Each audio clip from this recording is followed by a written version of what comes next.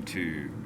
So it is March 9th, 2022.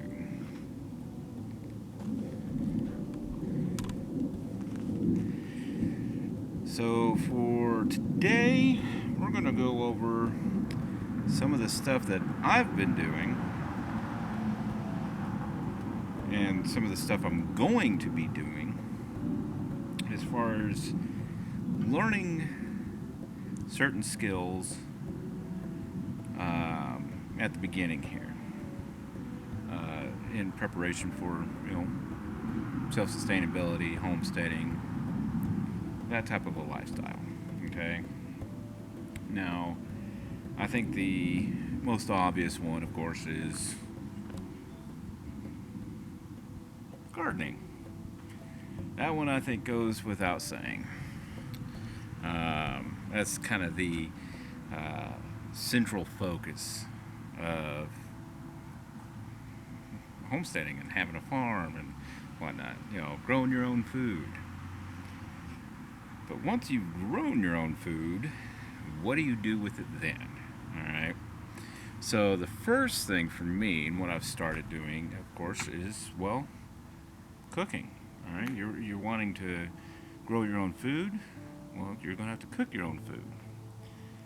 And cooking's not necessarily something new to me, but cooking from scratch, again, not new, but my skills were very limited.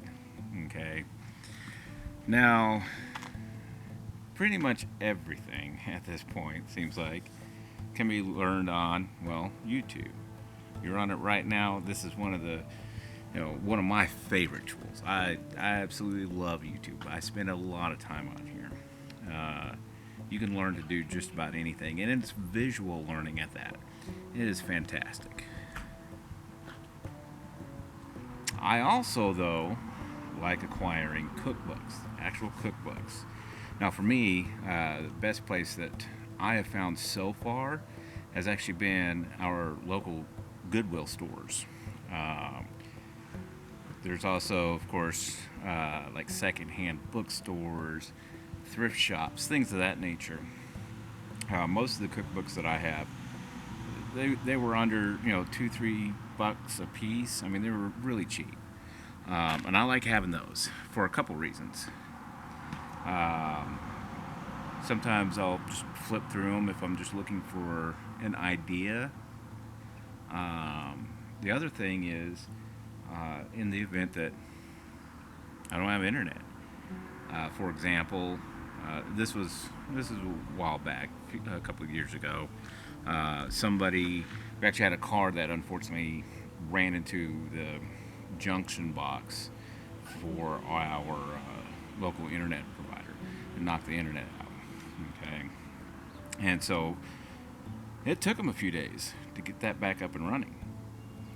Well, during that time, I didn't have internet, and you might run into stuff like that, and if you have books, you're good to go. So I still, even though the internet is, in my opinion, one of the most amazing teaching tools that we have. I mean, you've literally got a global wealth of knowledge. It's not, how do I put it? It can be taken away very easily. All right. You may have a storm come through, knock out your power, whatever the case, whatever it is, you may be without it.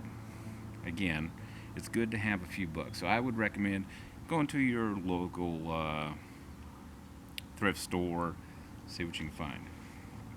So Cooking's a big one. Cooking from scratch. Again, you're growing this food, you need to know what to do with it. The next thing, and this is something we are going to start working towards here real soon actually, is canning. Learning how to can.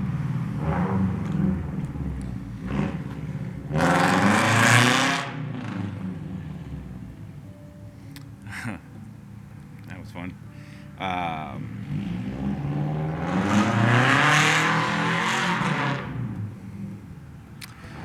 so anyway, um, you need to, because you start growing your own food, you're going to get to a point you're not going to be able to cook and eat all of the food all at once. So you have to preserve it. So canning's I would say probably one of the more popular methods of preserving outside of maybe freezing. I'm not really sure, but canning's something that we're going to start learning how to do. Um, and there's actually some stuff I want to try in the upcoming weeks, as a matter of fact. Of course, obviously, freezing is an option, and so I'm going to be looking into ideas for freezing. Everything from containers and even when it comes to stuff that freezes better than others. Stuff like that. We also want to eventually get a dehydrator and maybe even a freeze dryer as well, and put those to use for preservation. But again, so I went with the cooking first. Garden, again, obvious. Cooking, I actually put right next to that, because when it comes to the canning, the preserving, with freeze drying, freezing, dehydrating, some of that still involves some actual cooking. Okay, and then even after you're done with that, well, when you go to use it, again, cooking. So that's why I put cooking up there.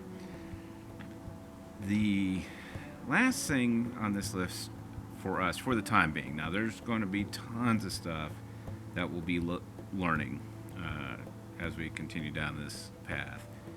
These are just the upfront things that we're trying to get down now, but sourcing. And this is something I've talked with the family a little bit about in recent days. Me and Lonnie have talked about it several times, even in the past. And that's, we want to begin sourcing locally and start trying to kind of move away from the box stores. Now, that's not 100% always a valid option, whether it's due to availability or even pricing, affordability. But we're still going to start doing the best we can to try to source locally. We do actually have some farmers markets here in the valley that we're going to start trying to get to. We have one that we've been to a few times. It's a small one we like. There's actually a bigger one that we're going to go check out here soon. So if I can start picking up, some of our vegetables, at least start with the vegetables maybe, and then move to trying to find maybe a local butcher or something for our meats. So I'll keep you posted on what we find, especially for those who may be in this area, in the Maricopa County area. If I find anything that's actually, I would actually recommend, I'll make sure to mention it on here. But the idea for that is, again, to try to move away from the actual box stores and start sourcing locally. It does also help support the local farmers and such. And one other thing that goes kind of hand in hand with that, and something I want to actually start moving towards, is actually eating seasonally. Okay, and that's where some of even the canning and cooking comes into play too. Is not everything's available if you're growing your own stuff. Not everything's available fresh all times of the year. Like, I'm not necessarily growing watermelons in December, just as an example.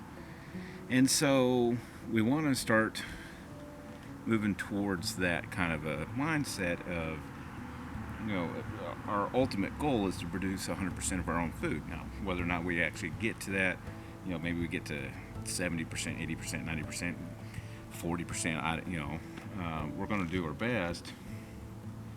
But the more food that we're producing for ourselves, the more we got to change our eating habits to fit that harvest cycle versus eating, of course, our processed canned foods. When I say processed, I don't mean like commercially processed. Stuff that we've canned or freeze dried or dehydrated, what have you.